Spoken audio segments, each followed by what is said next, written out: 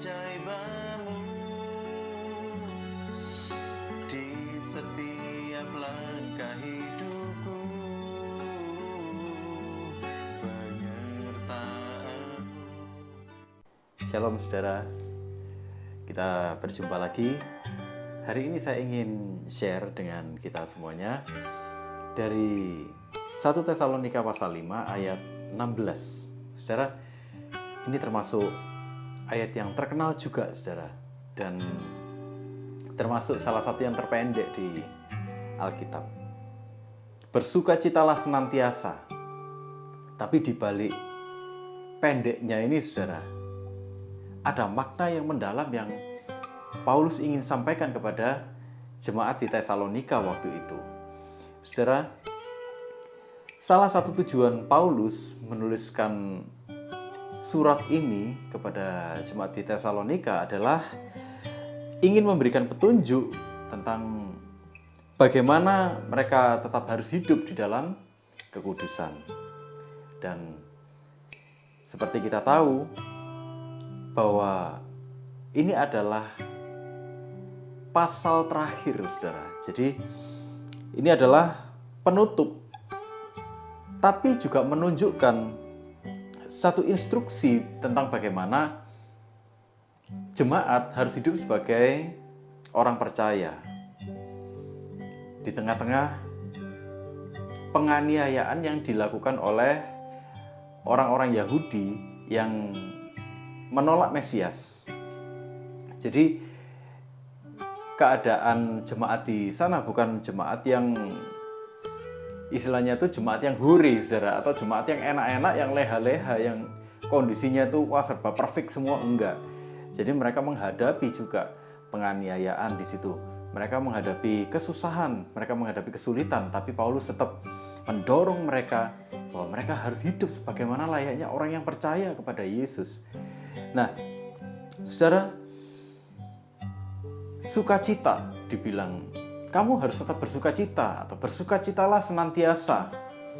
Nah, sukacita di sini artinya menjadi sangat bahagia yang tercermin di dalam sikap atau tindakan. Loh, ini kondisi ada di dalam penganiayaan loh, saudara. Tapi kok malah disuruh tetap bersukacita? Di dalam 1 Tesalonika ini, Paulus mengingatkan, Paulus mendorong, sekalipun kamu dianiaya, tapi kamu harus tetap bersukacita. Loh, kok bisa? Bagaimana mungkin? Dianiaya tapi tetap bersukacita. Dianiaya tapi tetap sangat bahagia dan terus-menerus.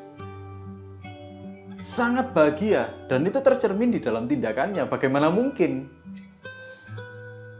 Kita aja kalau punya masalah, gimana saudara? Kebanyakan orang kalau punya masalah, kalau punya pergumulan, hilang gak sukacitanya?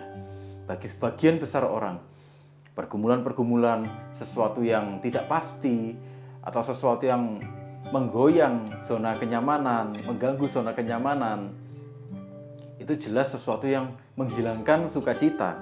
Tapi Paulus menyampaikan satu pesan yang cukup mendalam, saudara. Nah, kata sukacita yang dipakai oleh Paulus ini, saudara, ini menunjukkan bahwa Paulus ini bersandar penuh pada anugerah Tuhan. Jadi kata sukacita yang dipakai oleh Paulus itu menunjukkan bahwa dia bersandar sepenuhnya kepada anugerah Tuhan. Jadi nggak cuma sekedar menunjukkan atau mewujudkan perasaannya, tapi lebih jauh dari itu, dia mengalami secara pribadi kasih karunia Tuhan itu. Jadi dia mengalami Tuhan secara langsung. Itulah kenapa dia bersukacita. Itulah kenapa dia mengalami yang namanya ada kebahagiaan yang tanpa henti. Yang itu terwujud juga di dalam sikapnya, di dalam kehidupannya sehari-hari. Apakah Paulus juga nggak teraniaya? Paulus ini juga teraniaya, saudara. Paulus diancam mau dibunuh. Paulus juga dipersekusi. Jadi Paulus tahu betul artinya dia memberikan nasihat ini. Paulus tahu betul artinya bersukacita itu seperti apa. Bersukacita di dalam Tuhan itu seperti apa. Nah, secara definisi yang kedua dari sukacita yang dimaksud oleh Paulus di sini adalah salutation atau salam. Nah, salam ini saudara, di dalam KBBI, salam ini adalah satu pernyataan hormat. Waktu bersukacita, dibilang artinya kita lagi memberikan satu penghormatan. Nah, saudara, sukacita ini sebenarnya adalah sebuah cara yang disengaja untuk mengkomunikasikan kesadaran akan kehadirannya orang lain. Kalau dalam konteks ini, saudara, Paulus menyadari, atau Paulus juga mendorong, kamu harus menyadari kehadiran Tuhan di dalam hidupmu. Waktu kita bersukacita kepada Tuhan, artinya kita menyadari bahwa Tuhan sedang hadir di dalam hidup kita. Waktu Paulus bersukacita, bahkan di dalam masa-masa penganiayaannya, dalam masa-masa dia nggak enak, saudara, Paulus menyadari Tuhan hadir di dalam hidupnya. Itulah kenapa dia bersandar penuh kepada kasih karunia-Nya Tuhan. Dia mengakui, dia menyadari kasih karunia Tuhan itu ada di dalam hidupnya. Nah, saudara, saya simpulkan seperti ini. Sukacita itu merupakan bentuk penghormatan dan penyerahan penuh orang percaya terhadap Tuhan karena dirinya menyadari betapa besar kasih karunia Tuhan terhadap hidupnya, betapa besar kehadiran Tuhan di dalam hidupnya. Jadi satu bentuk penghormatan, satu bentuk penyerahan penuh dari orang percaya kepada Tuhan. Dia menyadari betapa Tuhan itu hadir di dalam hidupnya, betapa Tuhan itu berkarya di dalam hidupnya, betapa kasih karunia-Nya itu besar di dalam hidupnya, nggak berhenti-berhenti. Artinya orang percaya menyadari ada karya Tuhan di dalam hidupnya, menyadari Tuhan beserta dengan dia, menyadari Tuhan tidak meninggalkan dia. Itulah kenapa dia bersukacita, itulah kenapa dia menjadi bahagia. Itulah kenapa dia bisa menunjukkan bahkan kebahagiaannya. Jadi bukan cuma bahagia di dalam hatinya, terus dia senang gitu, saudara ya. Dia bahagia di dalam hatinya. Terus dia diam-diam aja, enggak, tapi dia menunjukkan, mewujudkan bahagianya itu ke dalam dunia yang nyata, ke dalam kenyataan, dan orang-orang melihat betapa bahagianya orang ini. Loh, kok bisa dia bahagia padahal dia mengalami pergumulan yang berat seperti itu? Kok bisa dia bahagia padahal dia mengalami persekusi? Saudara, jemaat di Tesalonika waktu itu, karena mereka mengalami persekusi, saudara, yang namanya persekusi kalau sudah berhubungan dengan agama, ini persekusinya nggak main-main loh, saudara. Tapi Paulus mendorong mereka, bersukacitalah senantiasa. Jadi sadarilah kasih karunia Tuhan itu ada di dalam hidupmu. Bersandarlah penuh, alamilah Tuhan secara penuh di dalam hidupmu. Sadarilah dia ada, dia hadir di dalam hidupmu, dia berkarya di dalam hidupmu. Maka engkau gak akan takut. Maka engkau akan mengerti bahwa rencana Tuhan tidak pernah gagal di dalam hidupmu. Nah, saudara, sukacita itu tidak meniadakan fakta bahwa pergumulan terjadi di dalam hidup kita. Sama seperti jemaat di Tesalonika ini, saudara. Sukacita tuh nggak berpura-pura. Di depan orang, kita kelihatannya, wah senang, kita bahagia, kita memuji Tuhan. Oh, Tuhan tuh baik, Tuhan tuh luar biasa. Oh, rencana Tuhan tuh luar biasa. Tapi begitu nggak ada orang, terus kita mulai mempertanyakan Tuhan. Begitu gak ada orang, mulai kita menuntut Tuhan. Tuhan, engkau tuh gimana sih Tuhan? Tuhan, kapan ini selesai Tuhan? Tuhan, kapan rencanamu ini Tuhan? Tuhan, kapan aku ditolong? Dan sebagainya, dan sebagainya, dan sebagainya. Yang semuanya tuh kata-kata amarah semua, kata-kata manggerutu semua, kata-kata komplain semua sama Tuhan.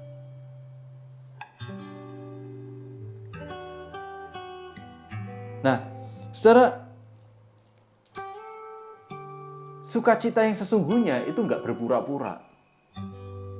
Kenapa Paulus bilang, bersukacitalah senantiasa? Sadarilah kasih karunia Tuhan itu, bersandarlah pada kasih karunia Tuhan itu, sadarilah bahwa Tuhan berkarya di dalam hidupmu, sadarilah bahwa Tuhan tidak pernah meninggalkan kamu. Kenapa Paulus bisa seperti itu? Bisa mendorong jemaat seperti itu. Dan bahkan itu juga terjadi di dalam hidupnya. Waktu dia ada di penjara, saudara, dia menuliskan surat, bersukacitalah senantiasa. Kenapa kok Paulus bisa menasehati seperti ini, saudara? Karena Paulus menyadari bahwa sukacita yang sesungguhnya itu bukan karyanya manusia, tapi sukacita yang sesungguhnya itu adalah karyanya Roh Kudus. Itulah kenapa dalam buah roh, saudara, ada satu rasa, ada satu karakter yang keluar yang namanya sukacita. Kalau kita pikir-pikir sebenarnya kan nggak masuk akal, saudara. Lagi dipersekusi, lagi dianiaya, imannya dipertanyakan, imannya diserang terus, dan mereka disuruh tetap bersukacita. Itu kan nggak masuk akal sebenarnya secara manusia. Tapi karena sukacita yang sesungguhnya itu karya dari Roh Kudus, ya masuk akal aja, saudara. Memangnya bagi Tuhan ada yang nggak mungkin? Nggak ada. Semua hal itu bisa Tuhan lakukan. Tuhan bisa kasih kita kekuatan untuk melewati hal-hal yang kelihatannya tuh susah. Hal-hal yang membuat kita ini sepertinya harus kehilangan sukacita. Tapi Tuhan bisa kasih kita kekuatan. Sehingga kita bisa mengalami yang namanya ada kebahagiaan. Itulah yang dibilang damai sejahtera yang melampaui segala akal itu ada di dalam hidup kita. Sukacita itu ada di dalam hidup kita, sekalipun pergumulan itu datang mendera kita, sekalipun penderitaan itu enggak selesai-selesai mungkin di dalam hidup kita, tapi kita tetap bisa mengalami kebahagiaan. Kenapa? Karena kita menyadari, aku enggak sendirian. Ada kasih karunia Tuhan itu menguatkan aku. Ada rencana Tuhan sedang terjadi di dalam hidupku. Tangan Tuhan itu sedang berkarya di dalam hidupku. Itulah kenapa aku enggak takut. Itulah kenapa aku enggak kehilangan harapan.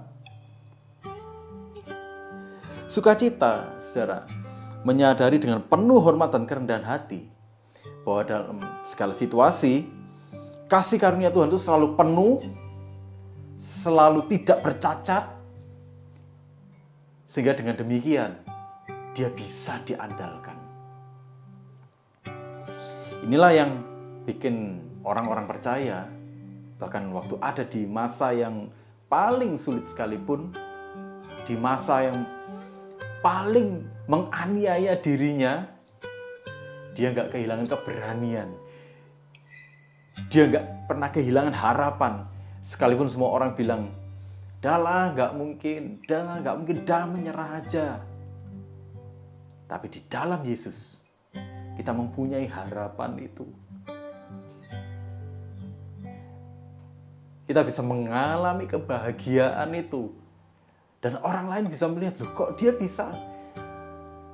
Sekalipun kondisinya seperti itu, tapi kenapa kok dia masih bisa mengucap syukur? Kenapa kok dia masih bisa tersenyum? Kenapa kok dia masih tetap bisa berbuat baik kepada orang lain, membantu orang lain, menolong orang lain? Kenapa kok dia nggak ngomel-ngomel? Kenapa kok dia nggak menyalahkan Tuhan? Dia nggak menyalahkan keadaan? Dia nggak menyalahkan situasi? Dia nggak menyalahkan apapun di dalam hidupnya? Tapi dia menjalani semuanya dengan baik. Itulah yang membedakan seorang percaya dengan orang yang mengandalkan kekuatannya sendiri.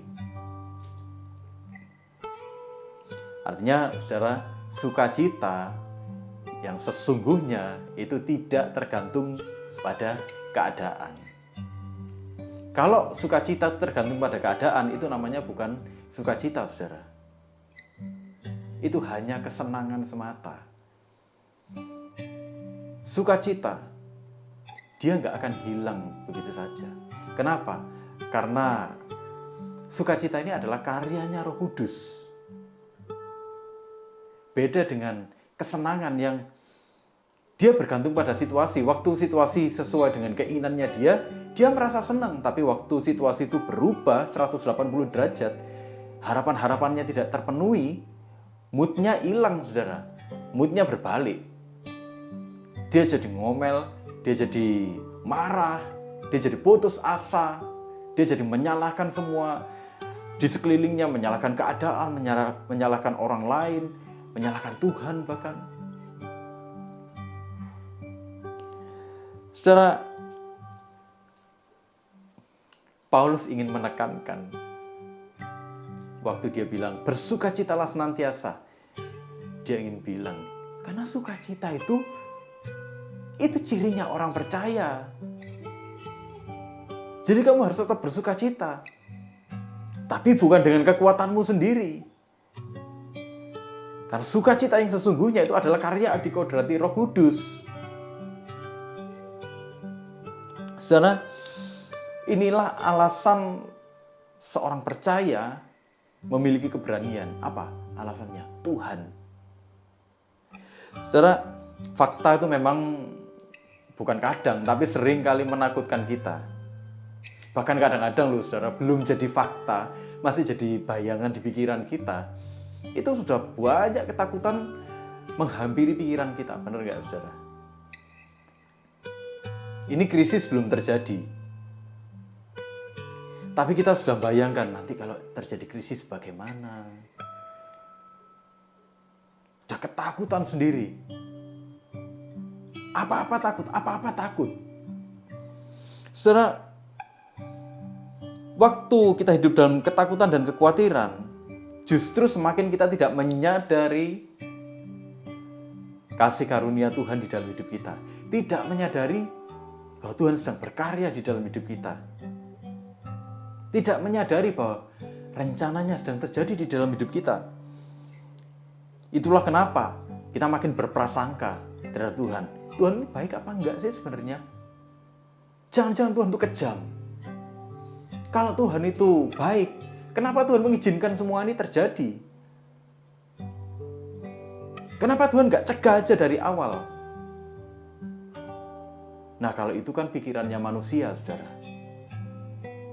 Itu pikirannya manusia yang terbatas, yang mau memaksa Tuhan yang tanpa batas. Manusia yang pengetahuannya terbatas, yang mau ngatur Tuhan yang pengetahuannya tanpa batas.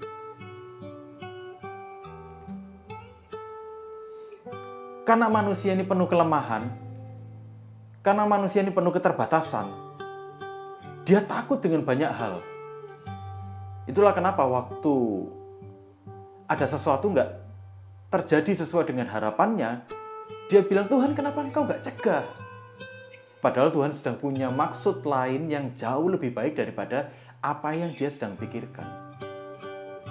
Nah, orang yang nggak menyadari kasih karunia Tuhan di dalam hidupnya, orang yang nggak menyadari Tuhan sedang berkarya di dalam hidupnya, kemudian dia menyalahkan Tuhan. Kenapa Tuhan tuh nggak becus ngatur hidupku?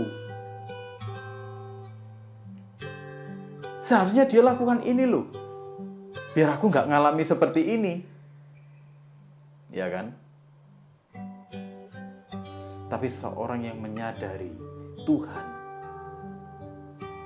dia percaya bahwa Tuhan turut bekerja di dalam segala sesuatu untuk mendatangkan kebaikan bagi orang-orang yang mengasihi Dia. Mereka menyadari, itulah kenapa mereka gak takut.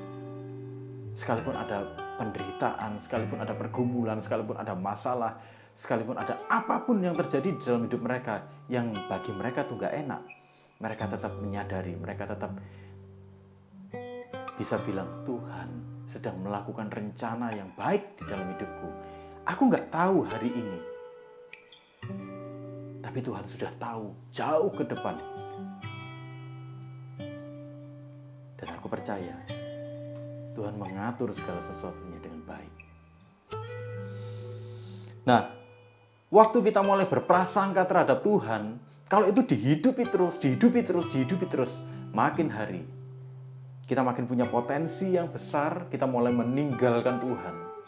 Kita mulai kecewa, kita mulai salahkan Tuhan, dan kita mulai anggap Tuhan gak berpihak sama kita. Atau bahkan mungkin kita nganggap Tuhan itu, Tuhan tuh gak ada sebenarnya. Dia bilang Tuhan itu gak sayang atau Tuhan tuh gak ada, tapi dia tetap ngerecoki Tuhan terus, saudara. Itu loh yang dia perlukan, cuman sebenarnya apa sih, saudara? Kembali lagi menyadari Tuhan di dalam hidup kita. Nah, saudara, seperti saya katakan tadi, bahwa sebenarnya sukacita itu adalah karya Adi Kodrati Roh Kudus, bukan usahanya manusia. Kenapa?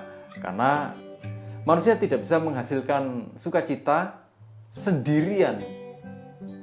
Kenapa? Karena dosa itu menghalangi manusia untuk menyadari Tuhan.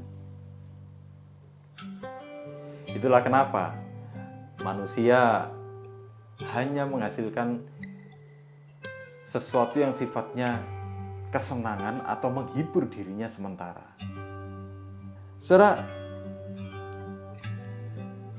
waktu kita menyadari karya Roh Kudus dengan benar, saudara, justru anehnya, saudara, kita makin mengalami yang namanya sukacita yang besar. Kadang-kadang kita nggak ngerti, loh, kita ini ada dalam situasi yang nggak menguntungkan kita, tapi kenapa kok ada ketenangan di dalam hati kita? Kita nggak tahu apa yang terjadi ke depan. Semuanya serba nggak pasti, semuanya ini serba sulit di dalam pikiran kita. Secara fakta memang seperti itu. Tapi kenapa kok ada ketenangan di dalam hati kita? Tapi kenapa kok rasanya kita mengalami kebahagiaan? Kenapa? Itu sesuatu yang nggak masuk akal kan, saudara, menurut pandangan dunia. Sesuatu yang aneh. Tapi bagi Tuhan dan bagi kita orang percaya itu nggak aneh. Kenapa? Wong itu karyanya Roh Kudus, karyanya Tuhan kok. Yang waktu semakin kita menyadari Tuhan di dalam hidup kita, semakin besar sukacita itu. Semakin besar kita menyadari kasih karunia Tuhan, semakin kita menyadari karya Tuhan, semakin kita menyadari kehadiran Tuhan di dalam hidup kita. Semakin besar sukacitanya, semakin besar kebahagiaannya, semakin kita nggak takut dengan situasi apapun, saudara. Nah, karena itu terjadi, disitulah kita ini bisa berdampak bagi orang-orang di sekeliling kita, berdampak bagi lingkungan di sekeliling kita, berdampak bagi orang-orang yang berhubungan dengan kita. Saudara, mungkin saudara sedang mengalami masalah, tapi anehnya, kenapa saudara bisa bantu orang lain, bisa tolong orang lain tanpa saudara ngomel-ngomel? Anehnya, meskipun situasi saudara kayaknya lagi terjepit, tapi saudara nggak ngalami hidup di dalam ketakutan. Kenapa? Coba kita pikirkan. Kalau secara manusia tuh masuk akal nggak? Secara manusia nggak masuk akal. Tapi bagi Tuhan itu masuk akal. Dan bagi kita orang percaya, itu masuk akal. Saudara, sukacita yang sejati itu nggak bersifat metode. Kenapa? Karena itu karya adikodratinya Roh Kudus. Ada satu misteri di dalamnya yang kita sendiri, loh kok bisa ya? Kalau sukacita sifatnya metode, saudara, waktu kondisi berubah, metode mendapatkan sukacita pun akan berubah. Dan kita akan kebingungan, bagaimana caranya lagi, bagaimana menenangkan hati yang tidak tenang ini. Kita akan kebingungan. Tapi enggak, kalau sukacita itu karyanya Roh Kudus, bukan metode. Metode itu kompleks, saudara. Metode itu kompleks. Bentuknya bisa macam-macam. Dan faktornya banyak. Orang bikin metode itu faktornya banyak. Dari satu orang ke orang yang lain, itu metodenya nggak sama. Metode saya yang berlaku untuk saya dengan metode yang berlaku untuk saudara itu jelas berbeda. Nah, bayangkan kalau sukacita yang sejati itu sifatnya metode, saudara. Bagaimana saya harus mencari-cari dan bagaimana juga saudara harus mencari-cari. Saudara tanya sama saya, gimana caranya mendapatkan sukacita ini? Oh, kalau metode saya sih kayak gini. Nah, tapi nggak cocok buat saudara, gimana? Saya tanya sama saudara. Saudara bilang, loh, kalau menurut aku gini. Tapi ternyata tuh nggak cocok buat saya, gimana? Karena manusia itu punya latar belakang yang berbeda, karakter yang berbeda, pandangan-pandangan yang berbeda. Makanya metode yang satu dengan yang lainnya nggak selalu cocok, gitu loh. Nah, sukacita yang dimaksud oleh Paulus di sini bukan metode. Tapi Paulus yang menekankan sukacita. Waktu dia bilang, bersukacitalah senantiasa.